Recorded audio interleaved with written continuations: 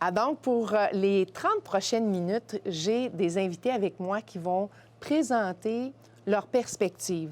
Donc, qui vont pouvoir répondre à 2 questions, finalement, pour nous permettre d'avoir le choc des idées complet pour parler de la relance et des finances publiques. Alors, chacun va avoir 5 minutes top chrono pour nous présenter sa position. On leur a demandé de nous dire ce qu'ils retiennent de la journée et ce que devrait faire le gouvernement. Alors, M. Girard, il doit être à l'écoute, ou des gens de son équipe, certainement.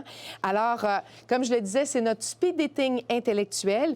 Et on commence avec la perspective des travailleurs avec Éric Bouchard-Bouliane, qui est avocat, économiste, qui œuvre à titre d'économiste au service de la recherche de la CSQ, donc la Centrale des syndicats du Québec. Merci beaucoup d'être là.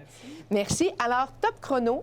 5 minutes pour répondre à nos 2 questions. C'est parti. C'est parti. Bien, écoutez, ce que je vais faire, c'est que je vais parler du premier bloc, là, qui est l'économie, la relance, puis après ça, les finances publiques. Moi, j'ai été agréablement surpris là, des présentations qu'on a reçues ce matin sur la relance, puis ce qui se passe dans l'économie québécoise. Je pense qu'il y a un consensus qui se dégage quand même sur les orientations qui doivent guider cette relance-là. Au niveau des principes, puis sur le comment aussi. Au niveau des principes, je pense que tout le monde s'entend pour dire que le gouvernement doit avoir un rôle stratégique, central, de chef d'orchestre de cette orientation-là, de la relance. Que ce soit basé aussi sur la concertation des différents acteurs de la société québécoise, un dialogue social, que ça doit être basé sur des aides ciblées. Je pense que c'était assez clair pour dire que certains secteurs sont impactés plus que d'autres. Et finalement, j'ai bien aimé Mme Morin quand elle a dit qu'on n'a pas besoin d'une relance, on a besoin d'une transformation de l'économie québécoise. Je pense que pour les enjeux climatiques, environnementaux, il y a d'autres intervenants qui aborderont ça peut-être plus en détail. Sur le comment, ce qui a été très intéressant, je pense, c'est encore une fois le consensus qui se dégage de certaines façons d'épauler l'économie dans cette relance-là, c'est-à-dire d'investir dans la révolution numérique, robotique. Donc, tout ce volet-là est important pour l'économie québécoise. Je pense que tout le monde en convient. Évidemment, cette révolution-là va nécessiter des investissements massifs en équipement, tout ça, mais aussi en formation. Donc, toute la question de la formation de la main-d'œuvre, de la requalification, de prendre les gens de certains secteurs qui vivent des difficultés pour les amener dans d'autres secteurs en émergence. Donc, ça, c'est un volet qui a été très important, je pense, de ce qui a été dit ce matin. Toute la révolution de la transition énergétique aussi. Donc, tout ça fait en sorte qu'il doit y avoir un accompagnement des travailleurs. Je pense que pour les travailleurs, ce qui est important, c'est cet accompagnement-là qui est nécessaire pour la transformation écologique de nos économies, pour la transformation numérique. Et ça va prendre des programmes de requalification où on investit des sommes considérables. Ça coûte cher, ça. Le gouvernement était prêt pour les préposés en CHSLD à investir des sommes où on payait les gens pour suivre les formations. Bien, il faudra accompagner les gens aussi dans les autres secteurs pour faire cette transition-là. Pour ce qui est des finances publiques, je pense que j'ai été aussi agréablement surpris et 2 choses que je retiens particulièrement. Le premier, c'est de dire que oui, les règles budgétaires puis les règles légales qu'on s'est imposées au Québec dans le cadre de la gestion des finances publiques ont donné des résultats positifs sur le plan financier.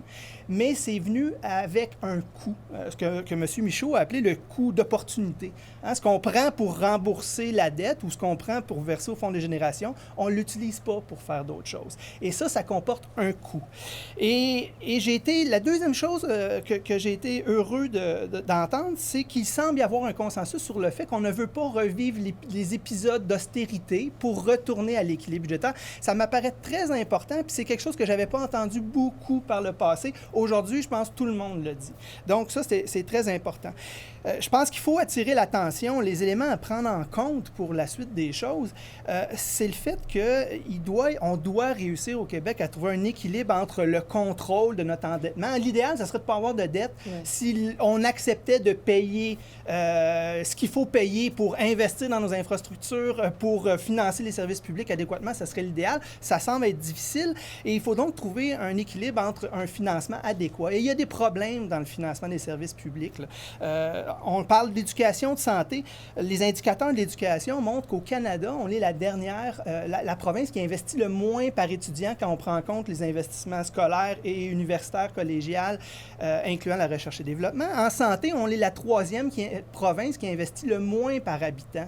Et donc, peut-être qu'on devrait se donner, je dis ça à la blague, mais une loi nous donnant des cibles, des objectifs en termes de financement des services publics, pour ramener cet équilibre-là dans les objectifs qu'on doit atteindre. Je pense que la crise dans les CHSLD ont montré les impacts que ça a quand on n'investit pas dans les services publics.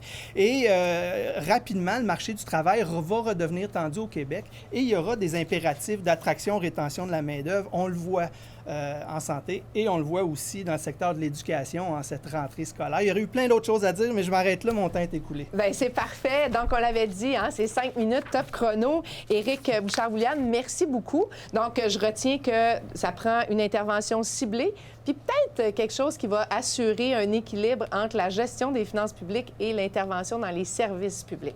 Voilà. Merci beaucoup. Merci infiniment. On fait maintenant le pont avec le monde, le monde des employeurs, le point de vue des employeurs. Normand Kozaya, bonjour. Bonjour, ça s'en vient. Évidemment, il faut qu'on respecte nos normes sanitaires. Alors, il y a un petit ménage qui se fait entre chaque intervention. On vous l'a dit, on prend soin de nos intervenants. Alors, 5 minutes, Normand qui est économiste de formation, qui est au Conseil du patronat du Québec, où elle agit à titre de vice-présidente à la recherche de l'organisation et économiste en chef depuis 2014.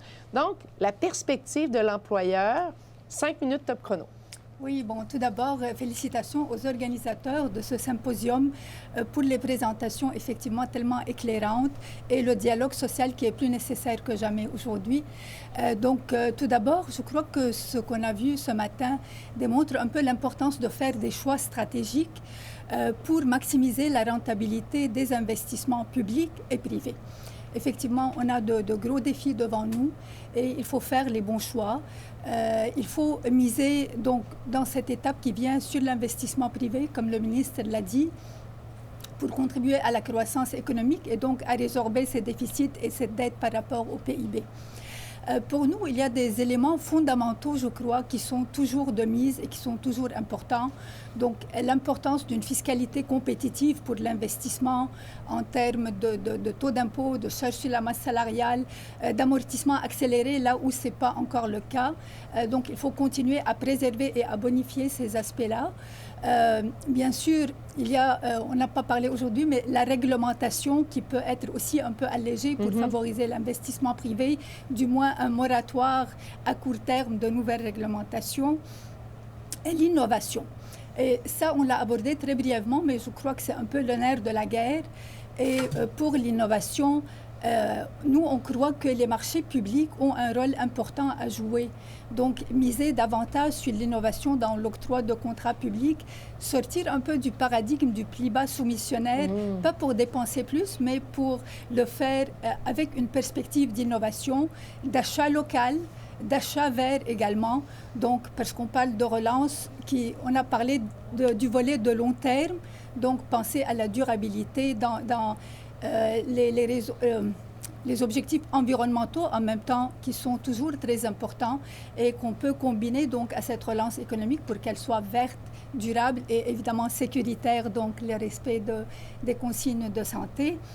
On a également parlé de l'importance de l'éducation et la formation. Éric l'a abordé, mais c'est aussi très important pour requalifier les travailleurs de certains secteurs qui ont plus de difficultés et aussi pour épouser davantage le virage numérique et technologique. À part ça, on a parlé également des infrastructures et nous, on croit aussi qu'il faut miser sur les infrastructures, pas à tout craindre, mais on sait qu'il y a des besoins importants et il faut orienter ces infrastructures donc autant pour favoriser la mobilité des travailleurs que le transport des marchandises. Si on parle aussi d'achat local, de transport, il y a de la logistique du transport qui peut être améliorée. Et bien sûr, dans le transport collectif, on espère que ça va être repris, que les gens vont reprendre confiance, mais c'est aussi très important de continuer à travailler sur ces aspects-là. Et les investissements dans les infrastructures technologiques et numériques, parce qu'on l'a vu avec le télétravail, le commerce électronique, qui se sont accélérés avec la pandémie, l'importance d'avoir de bonnes infrastructures numériques et technologiques, et également les investissements donc, énergétiques dans l'électrification de l'économie, mais également dans les autres énergies renouvelables. On a parlé brièvement de l'hydrogène, mais également tout ce qui touche l'économie circulaire, la gestion des déchets. Ça crée aussi des emplois à court terme et ça donne aussi des objectifs de long terme. Donc, tous ces éléments-là, je crois que ça a été abordé. Et pour les employeurs, c'est des éléments très importants puisque si on veut atteindre une croissance économique de 2%, il faut mettre les bouchées doubles. Et puis, le secteur privé a un rôle très important. On a parlé donc davantage d'encourager l'achat local, le fabriquer local. Il y a moyen de le faire tout en respectant les règles du commerce international. Le commerce, ça va devenir... c'est toujours important. Et il faut aussi travailler sur la compétitivité de nos exportations et également à avoir davantage d'autonomie, peut-être, comme M. Rousseau l'a mentionné, dans des aspects plus stratégiques. On parle d'équipements de santé, d'agroalimentaire, mais donc il y a beaucoup de travail aussi qui peut être fait à ce niveau-là, qui encourage nos entreprises. Le numérique, donc, pour la productivité de nos entreprises, incluant la productivité du secteur public et le virage numérique du secteur public. Finalement, je crois qu'il y a un consensus aussi sur le fait que notre fardeau fiscal est important, qu'il ne faut pas l'alourdir davantage et avoir une économie résiliente, peut-être, pour conclure. Ah, bien, merci beaucoup, Normand. Donc, ça a été un succès. Donc, on est dans le 5 minutes défi relevé. Je retiens que, dans le fond, ce que les employeurs souhaitent, c'est un climat favorable qui va permettre un accompagnement, mais aussi être facilitant afin d'innover et de pouvoir, justement, contribuer à ce 2 d'objectifs qu'on s'est donné, en fait, que le gouvernement s'est donné, ce 2 de création du PIB, d'augmentation du PIB. Alors, mais on le sait, dans des relances ou dans des révolutions, comme le disait tantôt notre premier invité, Éric, on ne veut pas que personne soit laissé derrière. Et on l'a dit, cette crise-là a créé des iniquités. On a parlé ce matin, entre autres, de l'emploi chez les femmes, qui est un fossé qui est en train de se résorber lentement, mais qui, quand même, a été un fossé important.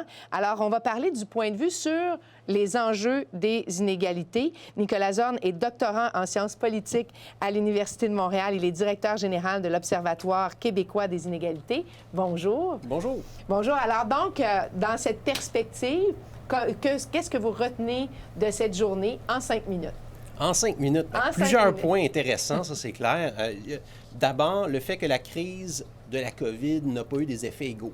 Il y a eu un effet inégal, ça c'est clair. D'ailleurs, on le voit, nous, à l'Observatoire, on publie à chaque mois un baromètre des inégalités.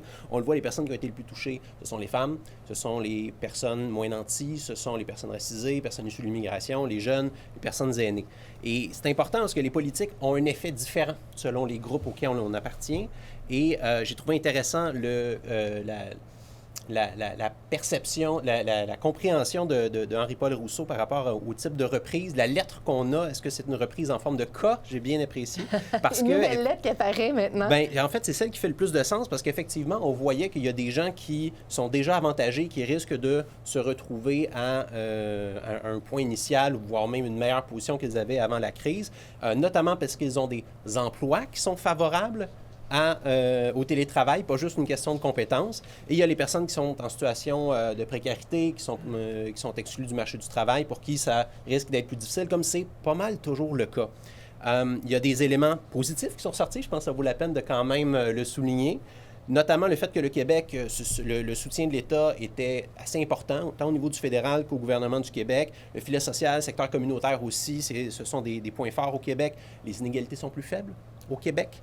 Le fait que nous avons... Donc, ça veut dire que nous avons une plus grande cohésion sociale. La reprise va être plus forte, plus grosse classe moyenne, et ainsi de suite. Puis aussi le fait que le ministre des Finances a souligné que le gouvernement, cette fois-ci, allait maintenir le financement stable des missions de l'État. Alors ça, c'est intéressant comme engagement. Quelques commentaires à chaud sur plusieurs des propositions qui ont été faites, notamment le fait que, au niveau de la dette, on a beaucoup parlé de la dette. En soi, ce n'est pas une mauvaise chose de baisser sa dette, certainement. Il faut quand même le mettre en contexte et de savoir ça va être priorisé au détriment de quoi. Parce que si on regarde en 2018, donc avant la crise, le taux d'endettement par rapport au PIB était de 48 %. En 2021, l'an prochain, quand on va avoir vécu le pire de la crise, on va être rendu à 50 %. Il faut remettre les choses en perspective et se dire, bien, tu sais, il y a d'autres choses aussi dans la vie. Oui, la dette, mais c'est là pour ça. C'est là pour nous soutenir quand que ça va moins bien. C'est là pour absorber les contre-coups. Autre élément, on a dit qu'il faut baisser les inégalités numériques, les inégalités de salaire avec de la formation, avec de l'éducation. Certes, la seule chose, c'est que ça fait 30 ans que c'est ce qu'on fait.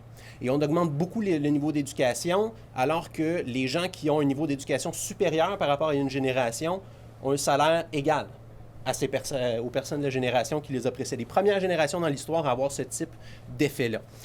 Également, le fait qu'on veut investir dans les infrastructures, super. Seule chose, c'est que ça bénéficie surtout aux hommes, aux Blancs, aux personnes qui sont loin de la retraite. Bref, c'est pas toujours les genres de groupes qu'on veut favoriser. Et on veut miser sur la reprise du marché du travail. Ça favorise d'abord les personnes qui sont les plus favorisées, les plus à même de s'y réintégrer. Alors, c'est sûr qu'on regarde tout ça et on se dit, bon, mais maintenant qu'on a ces nuances-là en tête, qu'est-ce qu'on peut faire pour avoir une reprise qui est réussie? Mm-hmm. Nous, on a publié une note de recherche à l'Observatoire il y a quelques semaines où on se dit, essentiellement, il y aurait 2 critères qui seraient intéressants d'appliquer dans ces nouvelles politiques que nous allons mettre en place, que le gouvernement du Québec va mettre en place. Le premier des critères, c'est que les mesures favorisent d'abord le 40 % le moins nanti de la société, ou que ces politiques-là ne les pénalisent pas davantage que le reste de la population. Et ça, c'est intéressant, le 40 %. Au niveau des individus, c'est les gens qui font 30 000 et moins. Au niveau des ménages, c'est les gens qui font 50 000 et moins. Et c'est intéressant parce que ça regroupe les personnes moins nanties, mais aussi les personnes qui étaient en situation de précarité et qui, pourtant, avaient toujours eu un emploi. Ils ont travaillé dans la restauration jusqu'à l'âge de 50, 55 ans. Comme tout d'un coup, leur secteur au complet, toute leur expertise, ça devient plus problématique de se replacer. Alors, c'est intéressant de l'inclure c'est inclus dans ce 40 % et aussi, ça permet d'inclure des groupes qui sont plus vulnérables, notamment les femmes, personnes racisées, personnes immigrantes, et ainsi de suite. Et ça va être intéressant pour les types de politiques. Si on veut augmenter la TVQ, bien, ça serait intéressant que l'impact soit réduit avec un crédit de solidarité qui prend en compte ce seuil de 40 % parce que ça se peut qu'on ne les rejoigne pas tous et toutes. Si on veut revoir des crédits d'impôt, bien, que d'abord, ça ne les nuise pas davantage. Pas juste des investissements en infrastructure, que l'État aussi est un employeur. Il faut le mentionner. Ça veut dire que ces pratiques peuvent réduire les inégalités, puis il peut créer des emplois directement, pas juste indirectement en disant, bon, on va donner ça aux investisseurs, puis on va espérer que tout aille pour le mieux. Puis finalement, bien, est-ce que augmenter l'impôt des plus riches, c'est la solution? Non, mais ça fait partie des solutions. Est-ce que toute la réponse va passer de là? Pas nécessairement. Puis au final, c'est important d'avoir une analyse différenciée selon le sexe, d'être capable de voir l'ensemble des impacts des politiques pour pouvoir avoir une reprise réussie. Merci beaucoup, Nicolas. Presque réussi. On a passé là à peine, mais c'est moi qui est intervenu, donc c'est moi qui ai pris le 3 secondes probablement dans votre présentation. Mais je retiens donc d'avoir cette espèce de réflexe du 40 % dans les nouvelles politiques qui vont être mises de l'avant et que de façon, en fait, à éviter qu'on ait cette reprise en cas, que certains montent et que d'autres continuent de descendre. Merci beaucoup d'avoir été avec nous, Nicolas. On passe donc des inégalités à la solidarité entre les générations parce qu'effectivement, dans les crises, parfois, on l'a vu, il y a des décisions qui sont prises qui peuvent avantager une génération plutôt qu'une autre. On parlait tantôt avec Nicolas d'avantager un groupe plutôt qu'une autre, mais des fois, c'est vrai par rapport aux générations. Olivier Jacques est avec nous. Il est doctorant en sciences politiques de l'Université McGill. Il agit aujourd'hui à titre de représentant de Force Jeunesse, un regroupement de jeunes qui milite pour l'équité intergénérationnelle dans les politiques publiques. Olivier, bonjour. Bonjour. Alors, le même défi, 5 minutes et c'est top chrono. Bien, je suis très content d'être ici. La journée était vraiment très intéressante. On a parlé d'un sujet assez brièvement dans le panel sur l'endettement. C'est un sujet qui tient beaucoup à cœur à Force Jeunesse. C'est la question du financement du système de santé. C'est quelque chose que Force Jeunesse, on a produit une étude là-dessus juste avant la pandémie. Et c'est quelque chose qui guette les finances publiques et qui était déjà un problème avant qu'on voit la pandémie arriver. Ce qu'on sait, c'est qu'à cause du vieillissement de la population, à cause de la hausse des coûts du système de santé, on va se retrouver rapidement avec des pressions très, très importantes sur les finances publiques créées par le système de santé. Par exemple, nous, on a calculé que dans 30 ans, les coûts de la santé vont augmenter de 6 points du PIB par rapport à des coûts qui sont actuellement à 9 du PIB. Donc, c'est une augmentation qui est considérable, qu'on doit garder en tête quand on réfléchit aux finances publiques. J'ai beaucoup aimé l'espèce de trilemme des finances publiques que Luc Godbout a présenté. Dans le fond, pour atteindre l'équilibre budgétaire, on doit sacrifier une de ces trois choses-là. C'est soit les versements au fonds des générations, soit couper les dépenses publiques ou soit augmenter le fardeau fiscal. Je suis très content que personne aujourd'hui n'a vraiment parlé de couper les dépenses publiques. Ce qu'on sait, c'est que si on coupe les dépenses publiques, ça va nuire à l'équité intergénérationnelle parce que qu'est-ce que les gouvernements coupent quand ils font de l'austérité? Ils coupent les investissements qui sont bénéfiques à long terme. Ils ne vont pas couper les politiques qui bénéficient aux gens à court terme. Ils vont couper la recherche et développement, les infrastructures, les investissements qu'on pourrait faire, par exemple, dans le système de santé pour baisser les coûts à long terme. Donc ça, je suis content que ça soit relativement hors de la table et j'espère que ça va le rester là, dans la question de l'atteinte de l'équilibre budgétaire. Par contre, le ministre Girard a un peu ouvert la porte à toucher au fonds des générations. Et dans le panel sur l'endettement, là, il semblait se dégager presque un consensus sur l'idée qu'on pourrait suspendre les versements au fonds. Le ministre Girard a dit ce qu'on pourrait se dire, c'est qu'on pourrait atteindre l'équilibre budgétaire avant versement au fonds des générations. Puis là, on aurait considéré là, qu'on aurait atteint l'équilibre budgétaire. C'est quand même un changement à la loi sur l'équilibre budgétaire actuellement. Nous, on pense, Force Jeunesse, on était là à la création du fonds des générations. On pense que c'est un outil qui est particulièrement utile pour assurer l'équité intergénérationnelle, pour réduire la dette publique et qu'on doit le maintenir comme tel. En fait, c'est ce qu'on pense, c'est que si on fait juste là, suspendre les versements au fonds des générations, là, on prend la solution facile. Hein? On se dit, on ne va pas augmenter les impôts, on ne va pas diminuer les dépenses, on va atteindre l'équilibre budgétaire un peu en pelletant les problèmes par en avant. C'est pas ce qu'on doit faire. Moi, à mon avis, ce qu'on doit faire, c'est qu'on doit augmenter les revenus. On doit avoir le courage d'augmenter les revenus de l'État. On sent que le gouvernement Legault ne veut pas nécessairement aller dans cette direction-là. Mais il y a beaucoup d'intervenants aujourd'hui qui semblent dire on est trop taxé au Québec, on ne peut pas augmenter les revenus. Je suis pas d'accord.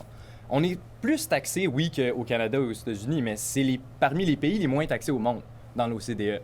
On n'est pas plus taxé que les pays européens. Il y a de la marge de manœuvre fiscale au Québec dans certaines sphères. On peut réfléchir à essayer d'améliorer la coopération fiscale internationale. Je pense que Mme Latulippe va en parler tout à l'heure. Il y a certainement des gains à faire là-dessus. C'est sûr, c'est des choses qui ne se font pas tout seul au Québec. C'est des choses qui se font avec le reste du Canada aussi. Il y a des révisions de crédit d'impôt. Et ça, je pense que c'est dans cette direction-là que M. Godbout là, avait mentionné qu'on devrait essayer d'aller. Il y a des révisions de crédit d'impôt qui peuvent être faites. Il y a des questions qu'on peut réfléchir aussi. On peut augmenter les revenus en réfléchissant à des privilèges qu'on donne à certains groupes. Pourquoi, par exemple, les médecins ont le droit de s'incorporer? Pourquoi les médecins sont imposés comme des corporations alors qu'ils sont les plus hauts salariés du système public et qu'ils sont tous dans le 1 %? C'est un avantage fiscal qu'on donne au 1 % qui augmente les coûts de la santé considérablement et qui, à mon avis, là, ne nous donne à peu près aucun bénéfice. Les médecins ne vont pas s'en aller si on enlève l'incorporation. Et ensuite, on peut réfléchir, si on veut aller plus loin, on peut penser à augmenter la taxe de vente d'1 point, par exemple. Moi, si on me pose la question, est-ce que tu veux moins consommer, mais améliorer le financement des services publics, préparer l'avenir des finances publiques, s'assurer qu'on a un bon système de santé, investir en éducation, moi, c'est sûr, je me dis, moi, mon point de taxe à la consommation, je consommerai moins, ça me coûtera un peu plus cher, puis on va avoir l'équité intergénérationnelle de meilleure manière. D'un point de vue plus général, là, il nous reste 20 secondes. On peut réfléchir à repenser le système de santé. On peut essayer de penser au système de santé un peu comme une assurance. On doit réfléchir au coût de la santé à long terme et faire les investissements maintenant pour diminuer ces coûts-là à l'avenir, s'assurer on lègue des finances publiques qui soient pérennes avec un système de santé qu'on a été en mesure de financer pour faire face au vieillissement de la population. Bien, Olivier Jacques, c'était très clair. Donc, on comprend. Il y a de la marge pour taxer, pour imposer, peut-être bien, mieux, une petite marge, mais il y a aussi tout un chantier auquel on doit réfléchir en matière de système de santé parce que la pression, et si on veut assurer l'équité intergénérationnelle, va probablement venir des dépenses qui vont arriver de là. Bien, et un merci immense. Merci beaucoup. Un des grands chantiers dont on a parlé aujourd'hui, c'est celui d'avoir une économie plus verte, hein, qu'on soit capable de se relancer, mais avec une économie plus verte. Alors, pour aborder le point de vue sur les enjeux environnementaux, François Delorme, qui enseigne au département de sciences économiques de l'Université de Sherbrooke, il agit à titre d'expert pour le groupe d'experts intergouvernemental sur l'évolution du climat, le GIEC. Merci beaucoup d'être là. Ça me fait plaisir. Même défi, 5 minutes, 2 questions. Oui, alors j'ai beaucoup aimé, on m'a demandé de regarder les 5 heures de débat d'aujourd'hui avec des lunettes d'économiste d'environnement et de résumer ça ou de c'est quoi les messages en 5 minutes. Alors, j'ai aimé, il y a des mots qui m'ont frappé aujourd'hui, qui m'ont interpellé. Madame Morin a parlé de la relance, c'était pas suffisant, il fallait une transformation. Je pense que c'est extrêmement important ce qu'elle a dit. On est dans des conditions exceptionnelles, la crise pandémique, la crise sanitaire. Beaucoup, en mars, pensaient qu'on pourrait capitaliser là-dessus pour changer des comportements de façon durable. Ça reste à voir. Le premier ministre, ce matin, a parlé de relance verte. C'est un mot qui est maintenant saupoudré un peu partout. C'est presque rendu une opération publicitaire. Relance verte est juste... C'est important, mais c'est important de ne pas banaliser ça. Puis il faut ajouter, je dirais... que l'arbre a ses fruits, dans le sens il faut concrétiser ça et capitaliser sur qu'est-ce que ça veut dire une relance verte. Le ministre des Finances, j'ai été extrêmement heureux de voir son ouverture sur le débat des finances publiques, le rôle du Fonds des générations. Ça ne fait pas la première fois, c'est pas la première fois qu'il mentionne le fait qu'il faudrait les cibles. Est-ce que c'est scellé dans le ciment? Est-ce qu'il faut en parler? J'ai aimé son ouverture-là, cette ouverture-là, dans le contexte justement de la lutte au changement climatique. C'est important parce qu'on ne peut pas avoir une lutte au changement climatique en faisant abstraction des finances publiques. Marcelin Joannis, Mia, on parlait des cibles de dette, je viens d'en parler. Le Godbout, est-ce que les clés budgétaires au-delà de 5 ans, c'est faisable à 5 ans?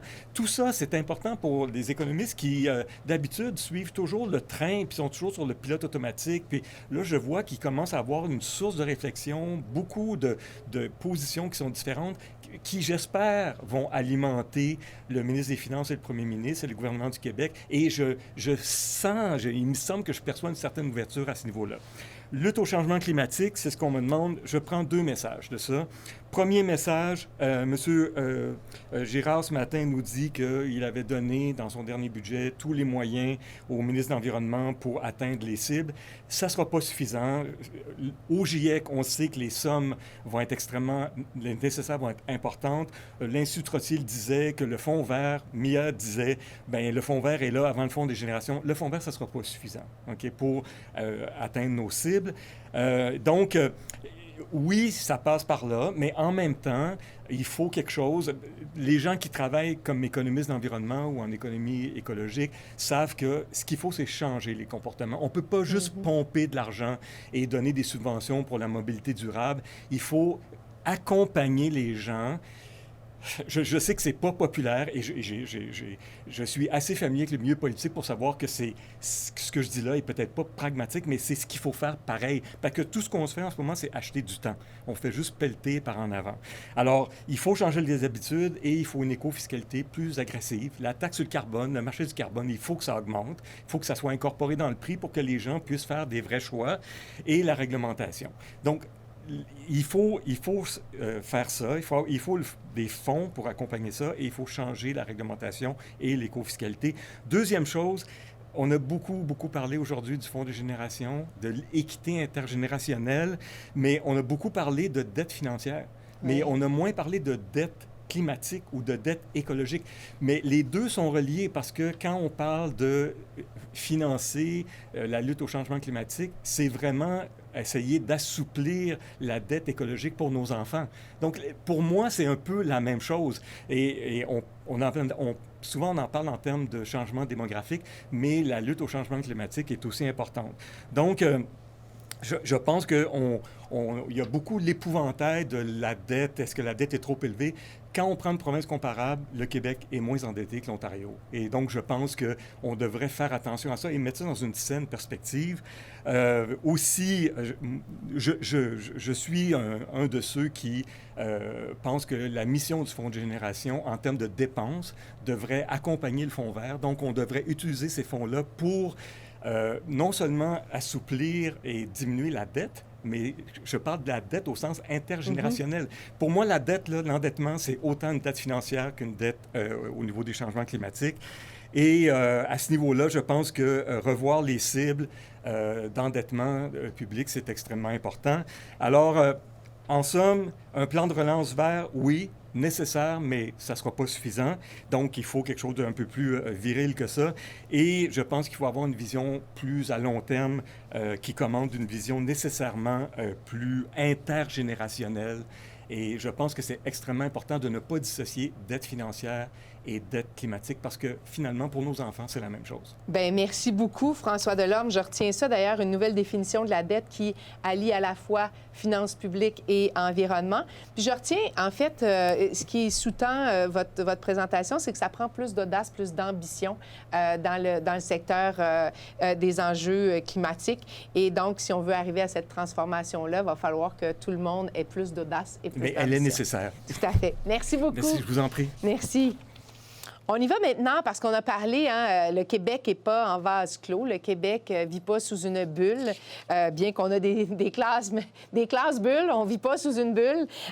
Et donc, avec nous, on a Lynn Latulippe, qui est professeure et chercheure principale à la chaire en fiscalité et en finances publiques de l'Université de Sherbrooke. Elle a cofondé l'organisation Tax Coop. C'est une OBNL qui propose un forum international qui vise la coopération sur les enjeux fiscaux et l'élaboration de solutions pour une fiscalité juste et efficace et équitable, surtout. J'ai eu un petit lapsus, mais je pense que les deux sont... ils peuvent être équitables et efficaces. Ça pourrait être ça. Alors, Lynn, aujourd'hui, vous allez justement nous dresser l'espèce de défi qu'on peut avoir parce qu'on ne vit pas dans cette bulle-là. Comment on peut collaborer pour peut-être atteindre des objectifs? Oui, tout à fait, tout à fait. Puis moi aussi, je retire plein d'enseignements très intéressants. Puis il y a des constats très pertinents. Il y avait au long de la journée une mise en contexte qui était excellente pour comprendre les défis énormes qui nous arrivent, des propositions intéressantes pour stimuler les investissements. Quel investissement stimuler? Le fait qu'on parle ça a été soulevé aussi par les intervenants précédents, le fait qu'on parle d'une transformation peut-être aussi plutôt que d'une relance, ou en tout cas en même temps qu'une relance, il y a une question d'une transformation prospère, puis de saisir les opportunités pour les industries. Donc tout ça, je trouve ça très inspirant pour réfléchir à une économie plus verte, plus juste, plus inclusive et une fiscalité plus efficace et plus juste dans ce contexte-là. Quand on le regarde, il y a eu très peu d'intervenants qui ont parlé de la nécessité d'aller chercher plus de revenus. Donc, il y a Olivier Jacques tout à l'heure qui l'a soulevé, mais ça a été très peu évoqué. Je pense que c'est une voie qu'on ne souhaite pas, ne souhaite pas trop en parler. On ne souhaite pas nécessairement se dire que c'est vers ça qu'on doit aller. En même temps, je pense qu'il ne faut pas non plus se fermer les yeux. Puis devant le défi qu'on a, il faut peut-être essayer de voir un peu ces recettes-là, ces revenus-là, d'où ils proviennent, puis ce qu'on peut faire avec ça. Donc, si on pense qu'il va devoir être nécessaire peut-être d'accroître le poids de la fiscalité, bien, il faut le faire de façon juste et efficace, puis essayer de voir où est-ce qu'on peut aller chercher des choses qui peuvent nous aider. Entre autres, puis là, c'est là où mes lunettes en fiscalité internationale me sont utiles, c'est de se questionner un peu sur les gros joueurs, particulièrement dans le numérique, comment ils peuvent contribuer à la société, qui sont très certainement, et je reviens au cas, la relance en cas, mais qui sont très certainement ceux qui sont dans le On haut. le voit à la bourse aujourd'hui. Hein? Le haut du cas, exactement. Puis qui contribuent très peu, somme toute, aux différentes sociétés dans lesquelles elles font affaire. Donc, l'OCDE s'intéresse à ça depuis plusieurs années, comment adapter le régime d'imposition pour les sociétés du numérique. Mais si on avait pris de l'avance un peu. Là, si on avait réformé le système il y a quelques années, bien, peut-être que ces contributions-là, on les verrait, on pourrait en bénéficier là, en temps de crise. Donc, il est plus que temps peut-être de réformer ça. Donc, cette réforme fiscale-là, les piliers 1, pilier 2 de l'OCDE, là, qui est en train de réfléchir à comment imposer le numérique, et le projet BEPS qui est là depuis 2012-2013, comment on les impose le numérique. Et il y a aussi cette proposition-là d'avoir un impôt minimum global dans le cadre des piliers. Donc, de s'assurer que les grandes entreprises multinationales bien, finalement, paient un peu d'impôts quelque part. Donc, d'avoir un plancher là, qui nous sert à tous. Donc, toutes ces questions-là, ce sont des questions qui vont être adressées dans le cadre du sommet mondial de fiscalité qui va avoir lieu en octobre. Ces questions-là, les questions de concurrence fiscale aussi, parce que bon, on a parlé de stimuler les investissements qui sont structurants, des choses auxquelles on peut penser à long terme. Bien, il ne faut pas tomber non plus dans le panneau de dire on va attirer des investissements à tout prix en leur offrant des incitatifs fiscaux qui vont, oui, assurer que les investissements vont arriver, mais peut-être pas la pérennité ou en tout cas une certaine stabilité et durabilité de ces investissements-là, ce qui est essentiel aussi, donc s'assurer que les investissements vont rester dans le pays puis vont vraiment faire croître l'économie. Donc, la concurrence fiscale entre les pays, c'est un jeu qui peut être dangereux, puis finalement, dans lequel plusieurs pays peuvent perdre. Et la concurrence fiscale, c'est aussi un thème qui sera discuté dans le cadre de Tax Coop. Donc, j'en profite brièvement pour vous dire que la plupart des thèmes dont il a été question aujourd'hui, la plupart des thèmes pour lesquels les intervenants ont eu quelques minutes, là, il y a quelques instants, pour peu apporter un peu plus d'eau au moulin. Ces thèmes-là vont être aussi discutés dans le cadre du sommet mondial de fiscalité. Puis, dans ce cadre-là, c'est un cadre international. Pendant 3 jours, il va être question aussi d'administration fiscale de demain, comment l'administration fiscale peut s'adapter au 21e siècle. On a parlé de plateformes numériques, puis de transformation numérique des entreprises qui pourraient aussi assurer et faciliter la perception des taxes. Bien, on peut aller vers ça aussi. Il y a des discussions dans ce sens-là. Il va y avoir des pays qui vont venir partager leurs expériences là-dessus. La justice fiscale, les écarts de richesse, tous ces thèmes-là.